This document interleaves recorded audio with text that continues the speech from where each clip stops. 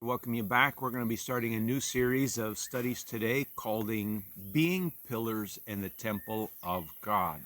Based on a lot of the studies that I've been working on, this kind of ties in a certain way because as we were looking at our Old Testament studies, the prophet Haggai, the priest Ezra, the life of Joseph, also the prophecies that we've touched on in the book of Revelations, we have this constant calling up of our own spirituality.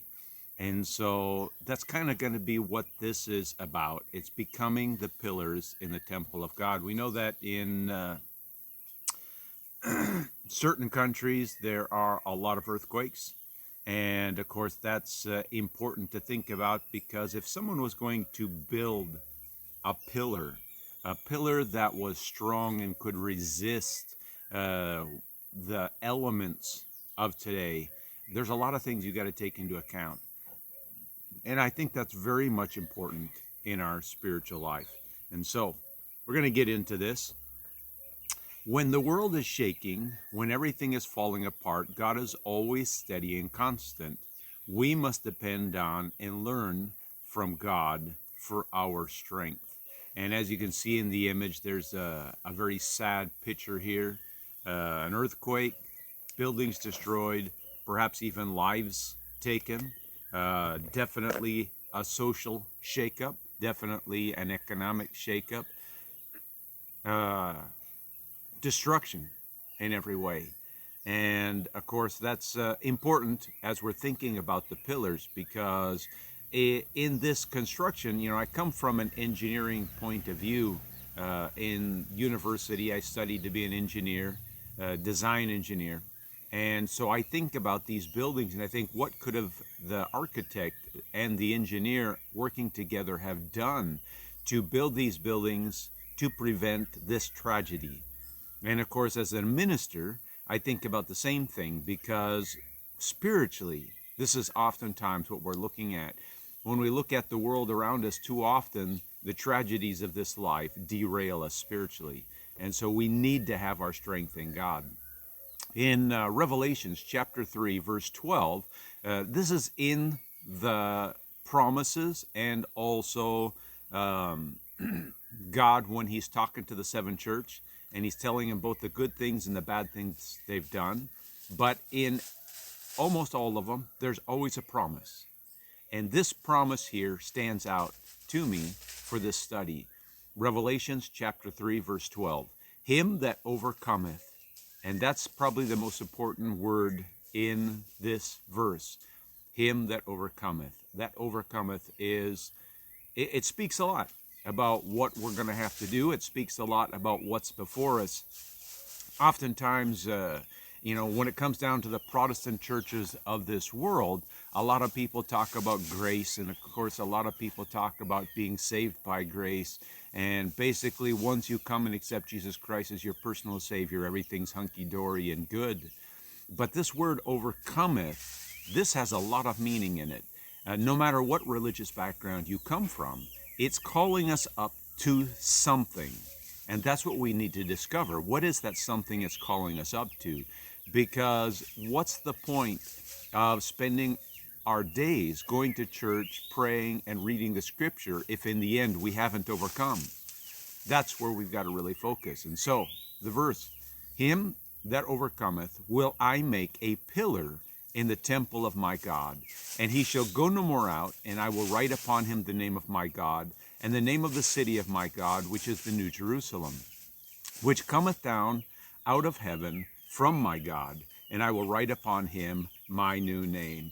There's so much in this verse that's very important.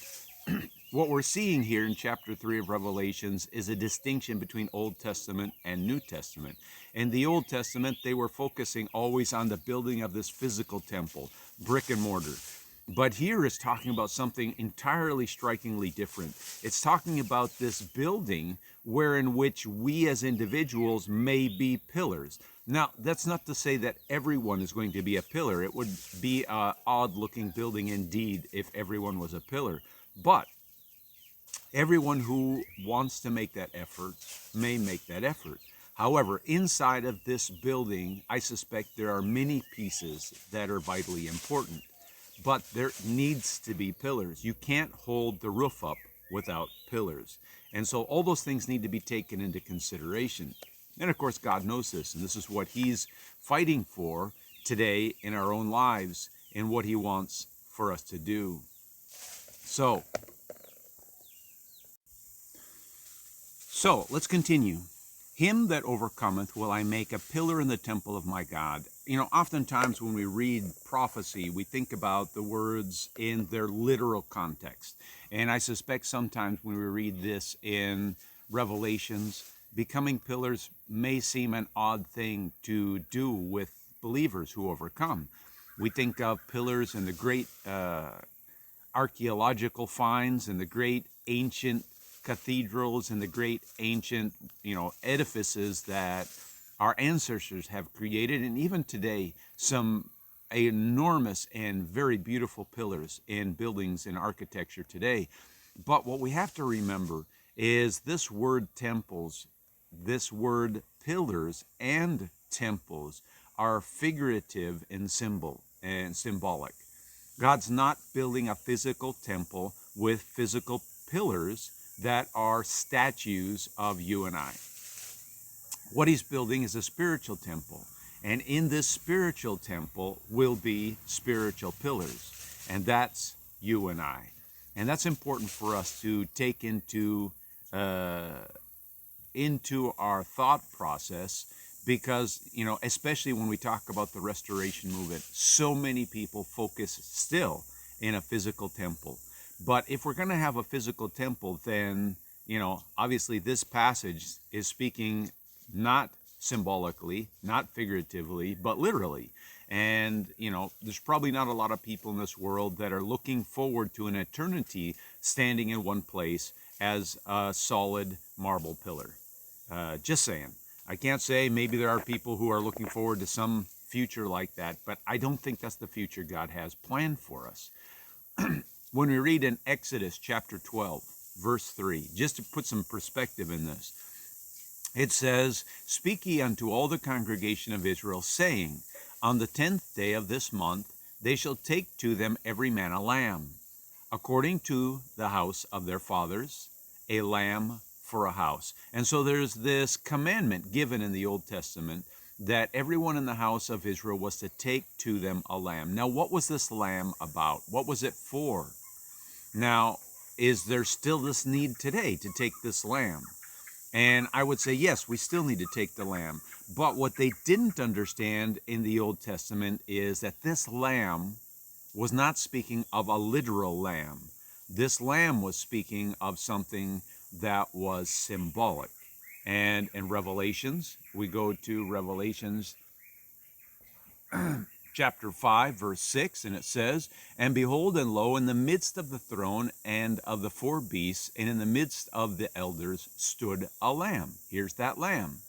"As it had been slain, having 7 horns and 7 eyes, which are the 7 spirits of God sent forth into all the earth." And of course, if we read all of Revelations 5, we understand that the lamb here is actually Jesus Christ himself.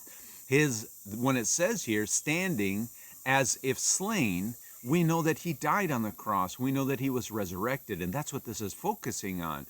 This lamb that was sacrificed for us. And so in the Old Testament, they were going through this process of physically doing something that had a spiritual, metaphorical representation.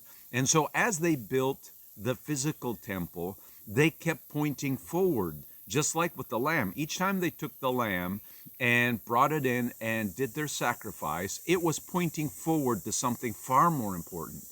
If we get stuck on the lamb, the physical lamb, then we miss the real issue here. And so in the same, if we get stuck on the physical temple, then we miss the greater piece. God is trying to build something that is not just this physical building where, 100, 1,000, 10,000 people, or even 1,000,000 can come and worship together. He's trying to make something to where we can all worship together, all of humanity across the whole of the planet, if everyone converts. This is the work of God. And so, what is the temple? You know, we got a picture here. It's a picture of a Japanese temple. They're called shinbashiras. Very important edifices, in my opinion, in regards to what we're talking about. For anyone who knows anything about Japanese history, you understand that they are probably one of the few places in this world centered on an earthquake zone. I mean, literally, they're kind of probably rumbling every day, all day. And many huge earthquakes there, devastating ones that have crushed and destroyed many lives and many buildings. But across all of Japan, you have these temples which are called the Shinbashira. This one in particular in the image was built about 951 AD. That's a little over 1,000 years ago. This temple is still standing today, complete, unbroken, never rebuilt, still standing. 1,000 years of earthquakes, 1,000 years of minor, medium, and major earthquakes. It's still standing there after 1,000 years. Wow, if that doesn't really strike you as something that's very important. And when I think about being a pillar in God's kingdom, this is what I'm thinking of. No matter what comes, no matter what strikes us, we're solid. We're not moving, just like this construction. And so when I think about that, it gives me reason to believe that if we can understand better what man has understood for thousands of years, because we know that there are edifices that are standing complete throughout the world for thousands of years, maybe we can relate that to something spiritual. Acts chapter 7, verses 37 through 41 says, "This is that Moses which said unto the children of Israel, A prophet shall the Lord your God raise up unto you of your brethren, like unto me, him shall ye hear. This is he that was in the church in the wilderness, with the angel which spake to him in the Mount Sinai, and with our fathers who received the lively oracles to give unto us, to whom our fathers would not obey, but thrust him from them, and in their hearts turned back again into Egypt, saying unto Aaron, Make us gods to go before us. For as for this Moses which brought us out of the land of Egypt, we know not what is become of him. And they made a calf in those days, and offered sacrifice unto the idol, and rejoiced in the works of their own hands." Too often, that's what we're about. We're about these physical things, what we can build, what we can make. And of course, that's why oftentimes we get stuck still focusing on the physical elements of the Old Testament, the Lamb, the temple, the day of rest, or whatever it happens to be, including tithing, offering, whatever it is. Now, I'm not saying that those issues are not valuable and important. What I'm saying is when we get stuck on the physical elements of the law, we miss the greater thing. And that's what this is talking about in Acts. There came an oracle, which was Jesus Christ. Him are we to hear. So often when I'm talking with people in all of the missionary work I do as I'm traveling, and people are asking, okay, what is it that we have to do? And of course, one of my first responses always is, well, what did Jesus say? And of course, that's an old statement, and we understand it. But even though we understand it and know it, so often we avoid it. Okay, when people come to me and say, should we be meeting on Saturday, or should we be meeting on Sunday, or should we be meeting on whatever day of the week? Is that a commandment? And of course, simple answer is, well, what did Jesus command? Let's go find that. If someone asks me, should we still be doing sacrifices in the temple? Okay, good question. What did Jesus say? Let's go find out. Someone tells me, should we be building a physical temple, brick and mortar? No problem. Let's go find out what Jesus said. And that's where people begin to trip up, because when we say, let's go see what Jesus said, people are like, but wait a minute, what about all the rest of this? And it's not to say that all the rest isn't important, But we have to remember, Jesus gave us definition. He gave us understanding so that we could understand the rest of it. If we don't understand the definition that Jesus gave us, how he defined things, how he saw things as the king, then we'll never understand all the rest of the stuff. So we have to come down to what Jesus said. He is he that was in the church in the wilderness. That's important. The church in the wilderness was the tabernacle, not the temple. It was not a brick and mortar building. It was a tent made with animal skins to cover it. They took it down. Every time they moved, they put it back up. Every time they arrived at a destination where they were going to stay for a while, the tabernacle moved with the people. The people did not move with the tabernacle. There's a big difference there. And so wherever God's people were, there was the tabernacle. That is important. And we can't forget that. When they got to Jerusalem, and suddenly David had the inspiration to build a brick and mortar building. And of course, God didn't allow him to do it and allowed his son Solomon to do it. I think there is a whole lot in that act. Number one, if you look at Solomon for who he was in his life, there's a good possibility he didn't make it into heaven. All the chips are stacked against him, in my opinion. Now, obviously, I'm not the judge. God's the judge, and he knows how and where Solomon is. But to me, Solomon was the other side of the picture. He was the alternative for those that wanted an alternative.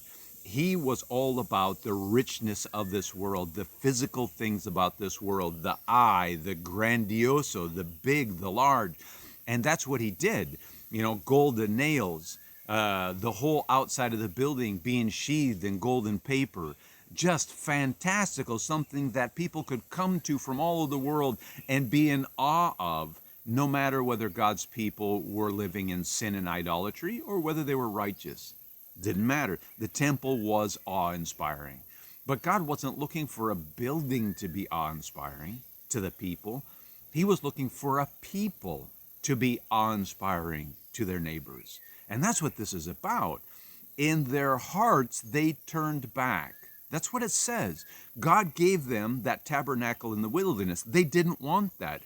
When they were in Egypt, they were under slavery. We know that. But what did they enjoy about that slavery? Well, probably very little, except there were some absolutes. There was food there for them. There was, every day you knew you were going to wake up. You knew the misery that you were going to live under, but you also knew that you were going to have something to eat, and you didn't have to think about it. When they went out to the wilderness, how were things? Well, everything was up in the air.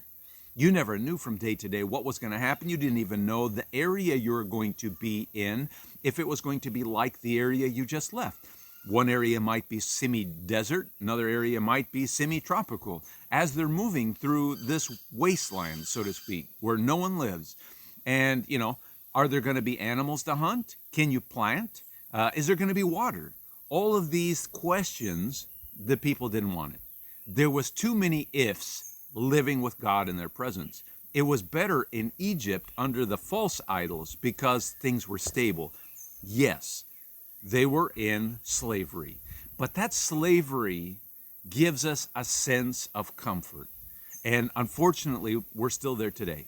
And if we look at our lives, pretty much universally across the world, we're all still stuck in this sense of slavery, and we don't want to come out from it. Having the tabernacle of God with us is a wonderful idea. It's a wonderful concept.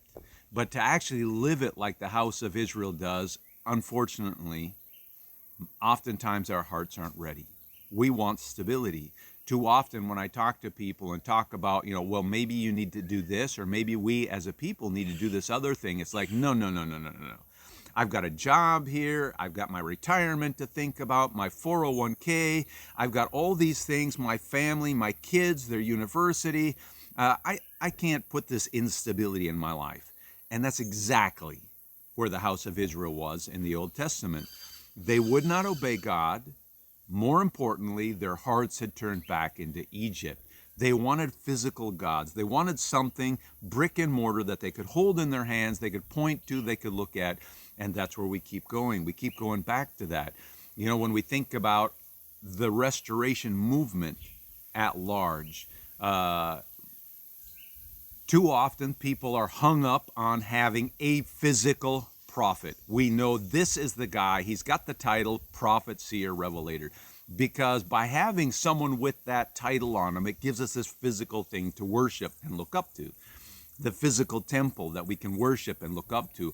The physical high priest that we can worship and look up to. And of course, a lot of people will say, well, we don't really worship them. And I understand. But the fact that we want this one person, this thing over top of us, it really is a form of worship. And what we don't want is the unknown, the fact that we do have a prophet over us, Jesus Christ. We do have a high priest over us, Jesus Christ. We have all these things over us, but the problem is he's not here in my hand. I can't point at him when things go wrong. I can't be mad at him when things go wrong because he's not here. We're a physical prophet, a physical seer, a physical high priest. Well, when things aren't going right, we know who to point the finger at. It's him because he's the chief suspect.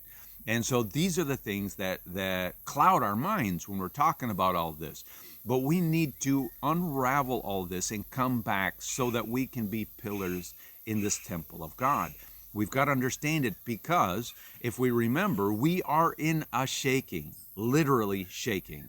And we do not want to be rejoicing in the work of our hands. We want to be rejoicing in the work of God's hands.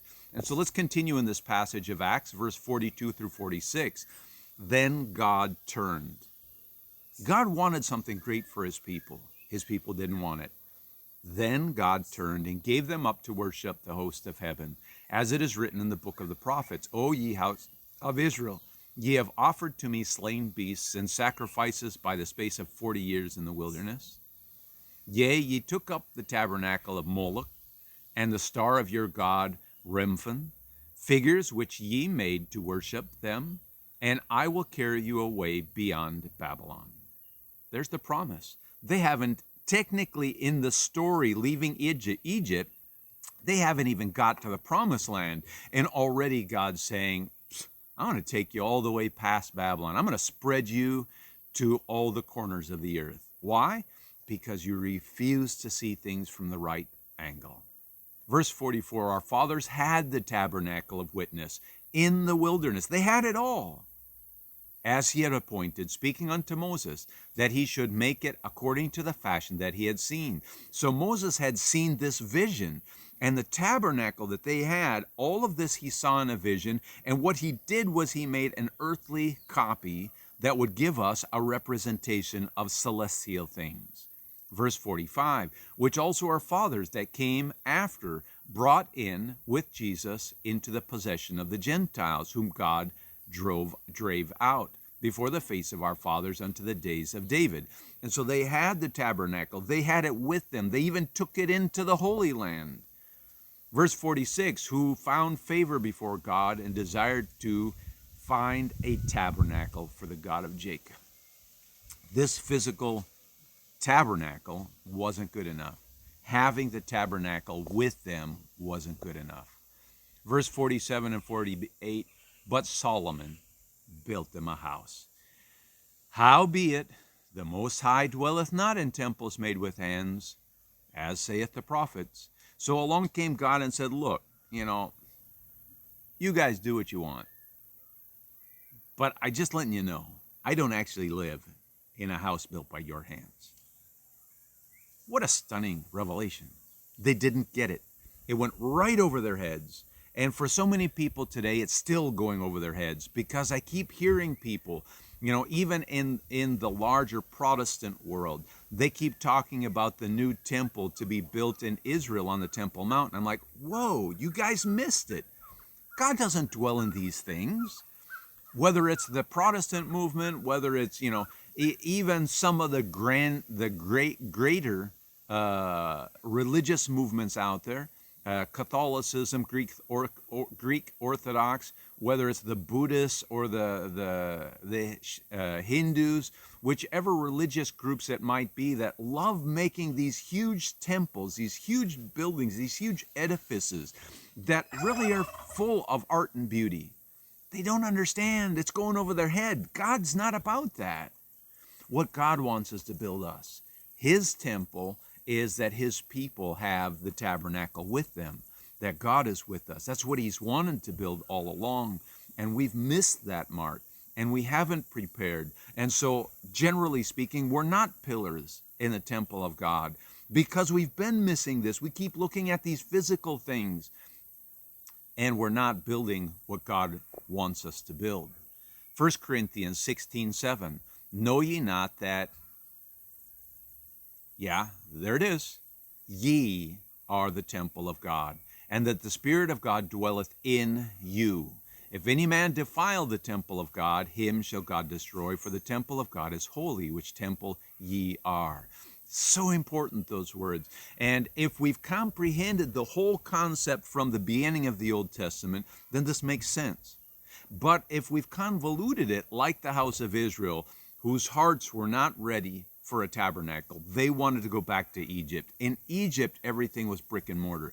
The fantastical thing about Egypt is they had these wonderful huge temples, these wonderful huge statues of their gods, and they just didn't have one God. Man, they had a God for everything, a God for the rain, a God for the soil, a God for you name it. They had it. Isn't that just exciting? I mean, if you just needed your soil to be productive, well, you went and talked to that God. How easy is that? And you knew just what was before you.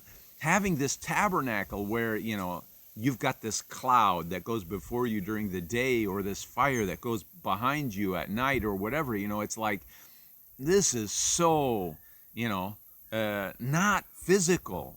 It's, it's this spiritual thing that we can't put our hands around. And God's people weren't happy. And we're stuck in that loop sometimes today. Ephesians 19:22, now therefore ye are no more strangers and foreigners, but fellow citizens with the saints in the household of God, and are built upon the foundation of apostles and prophets, Jesus Christ being himself the chief cornerstone. That's important. In every building, to the most ancient of times, I've talked with many mason builders, brick and mortar builders here where I live in Honduras, and of course they'll always tell you there's one block, one cement block, one brick, they use adobe down here too, mud bricks. Whichever you're using, there's one block in one corner that is the most important. That one has to be perfect. When that one's perfect, of course, you take all your measurements off of it, and it determines how perfect the rest of the building's going to be. If that one is off kilter, then the rest of the building's off kilter. But if that one is perfect in every way, then you have the best chance that the rest of your building's going to be perfect. In our spiritual temple, Jesus Christ is that physical cornerstone. Now, think about it for a moment, going all the way back to our first passage in Revelations 3:12, where it says that God would make us pillars in his temple.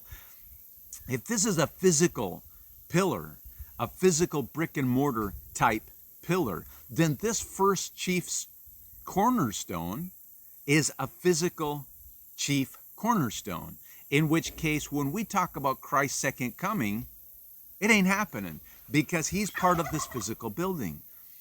This, if we think about that, we can just see how ridiculous it sounds. I understand that. But when we start talking about temples and buildings, oftentimes we forget all of this. And we start focusing on the importance of this beautiful edifice. Jesus Christ is the chief cornerstone, and it's not a physical building. It's a spiritual construction. Verse 21, it says, in whom all the building fitly framed together groweth unto a holy temple in the Lord, in whom ye also are builded together for a habitation of God through the Spirit. This has everything to do with those pillars he's going to put in his temple. He needs holy pillars that will hold it up. Why? Because there's earthquakes coming. And if these earthquakes are not prepared for, then the roof caves in on top of us, so to speak. verse 16 through 18. Malachi chapter 3, verse 16 through 18. Then they that feared the Lord spake oft one to another, and the Lord hearkened and heard it, and a book of remembrance was written before him for them that feared the Lord, and that thought upon his name. And they shall be mine, saith the Lord of hosts, in that day when I make up my jewels. And I will spare them as a man spareth his own son that serveth him. Then shall ye return and discern before the righteous and the wicked, between him that serveth God and him that serveth him not. This is so important. God is making up his jewels. You know, when we get into Revelations, we oftentimes read about the heavenly city and the streets made of gold and the walls made of jewels. And we visualize this physical place. How many paintings have been done of this celestial city? Famous artists who thought, they would try to depict it in terms that we would understand more, and they missed the boat entirely. Revelations chapter 21, verse 10 and 11. And he carried me away in the Spirit to a great and high mountain, and he showed me the great city, the holy Jerusalem, descending out of heaven from God. This is the New Jerusalem, having the glory of God, and her light was like unto what? A stone most precious, even like jasper stone, clear as crystal. And of course he goes on to define in Revelations the holy city as all these jewels, all this precious material put together. And that's exactly what he was talking about in Malachi. But he was talking about you and I. He was talking about physical people who have decided to serve God in such a way as to be purified. As gold is put into the furnace and refined, as silver is put into the furnace and refined, and the dross is taken off, the filth, the waste is taken off, and you're left with a pure substance. This is what it's all about. God's working to purify us so that we can be his people. Here we have a couple pictures of those shinbashiras, those temples in Japan. Again, both of these are standing temples at over 1,000 years old. Now, the image there, the main image here, is a map of Japan. And it's got all these little bubbles on it, these little dots, different color dots. The color of the dot has to do everything with the depth. The darker purple ones are very deep earthquakes. The red ones, of course, are very superficial earthquakes. They're towards the surface, not superficial in the sense of not important, but towards the surface. And then the size of the dot has everything to do with the magnitude. The smaller the dot, insignificant, small, 5.0 or smaller. The large dots that we see on here, 8.0 or higher. But what do you really see here? You see a lot of earthquakes. There's a lot of shaking going on. And of course, I think that this is an excellent visual representation of our world today. As I'm recording this, we're still in the middle of this COVID-19 pandemic. And of course, it's causing a series of problems to come after it. And that's really important because we've got one earthquake after another, and I'm going to be honest, I think the biggest one is right before us still. I think what we've gotten right now is kind of the warm-up. And if we've prepared ourselves, the big one that's about to hit won't be such a big deal to us. However, if we have not prepared ourselves, and I'm speaking first and foremost spiritually, then when this big one hits, well, we're going to be like the first image of that building, crushed. And you know and I know that when there's a devastating earthquake and buildings are crushed, people die. And that's sad. It doesn't have to be that way. Innocent people die, not just bad people. Not just thieves, robbers, murderers die in an earthquake. Good people die. Innocent people die. Children die. And that needs to be taken into account.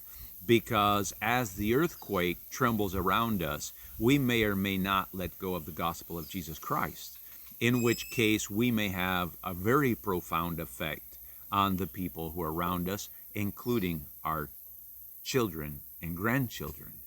So, what is the temple? The temple is the collective of all true believers across every culture, race of people. There is no one genetic that is the people of God.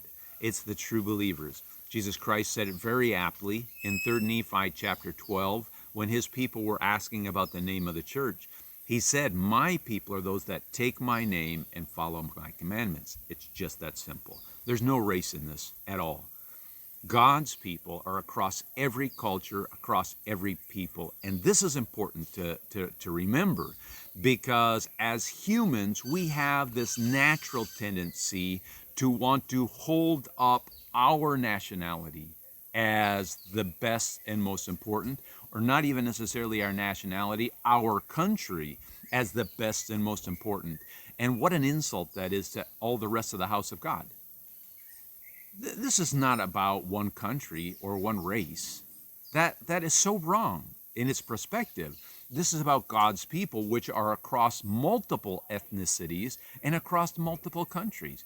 Those are the people who are most important to us because they're God's people. And we can't forget that, especially in this day where we're so apt to come out cheering for our team, but not God's team.